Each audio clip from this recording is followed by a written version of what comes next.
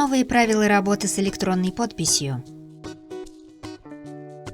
С июля 2021 года кардинально меняются правила работы с электронной подписью. Изменения затронут всех, кто сдает отчетность через интернет, применяет электронный документооборот или участвует в торгах. В этом видео важные изменения. Канал «Предприниматель Инфо». Что следует предпринять компании в связи с новым порядком работы с электронной подписью, когда электронная подпись используется для подписания отчетности? Правила работы с электронной подписью изменились, часть поправок уже вступила в силу. Поправки внесены в Федеральный закон от 6 апреля 2011 номер 63 ФЗ в 2019 году. Самые значимые изменения произойдут в июле 2021 года и в январе 2022. На данный момент беспокоиться не стоит. Все ранее выданные электронные подписи продолжают работать, пока не истечет срок их действия. Затем руководителям компании предстоит получать электронную подпись в налоговой инспекции, а сотрудникам в удостоверяющих центрах, прошедших аккредитацию по новым правилам. Подробнее. С 1 января 2022 года руководители организаций и индивидуальные предприниматели должны использовать подписи, выданные ФНС. Получать такие электронные подписи можно уже с 1 июля 2021 года в аккредитованном удостоверяющем центре ФНС России. Руководители финансовых организаций и должностные лица госструктур с 2022 года используют электронные подписи, выданные Банком России или казначейством Минфина, соответственно. Обратиться за электронной подписью можно либо в налоговую инспекцию, либо в удостоверяющий центр, аккредитованные по новым правилам и прошедшие дополнительный отбор, так называемые доверенные лица ФНС. Перечень таких удостоверяющих центров будет обнародован во второй половине 2021 года.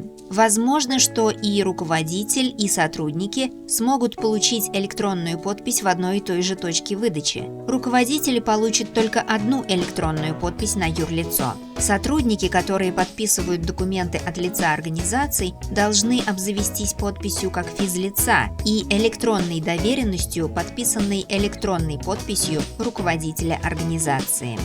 Как быть, если сотрудник компании подписывает отчетность от ее имени? Где и как он получит электронную подпись?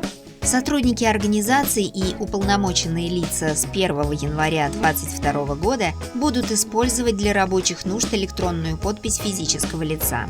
В такой электронной подписи указываются только ФИО сотрудника, информации о юрлице в сертификате нет.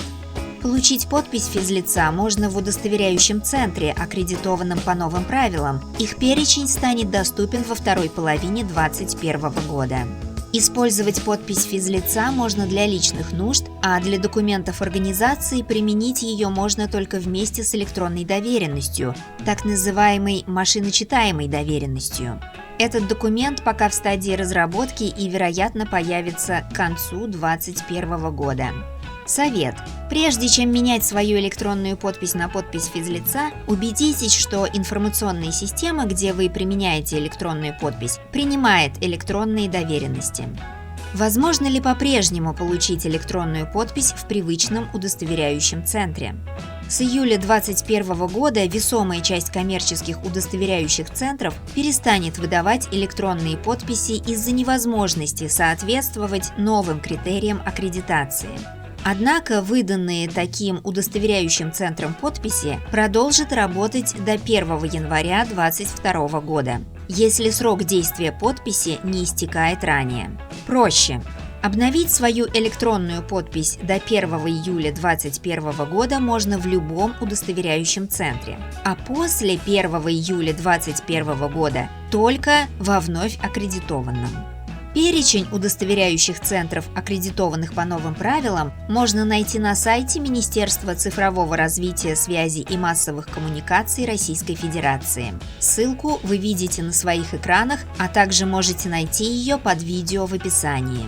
Совет. Если аккредитация удостоверяющего центра закончилась, все выданные им электронные подписи перестают работать. Убедитесь, что срок аккредитации вашего удостоверяющего центра не истекает до 1 января 2022 года. Тогда не придется обновлять электронную подпись раньше этой даты. Как узнать, когда завершается срок действия электронной подписи? Электронная подпись действует в течение 12 месяцев с момента ее выдачи. Проверить срок можно в программе CryptoPro CSP на вкладке «Сервис», посмотреть «Сертификаты». Откройте сертификат электронной подписи на вкладке «Свойства», срок указан в строке «Действителен по».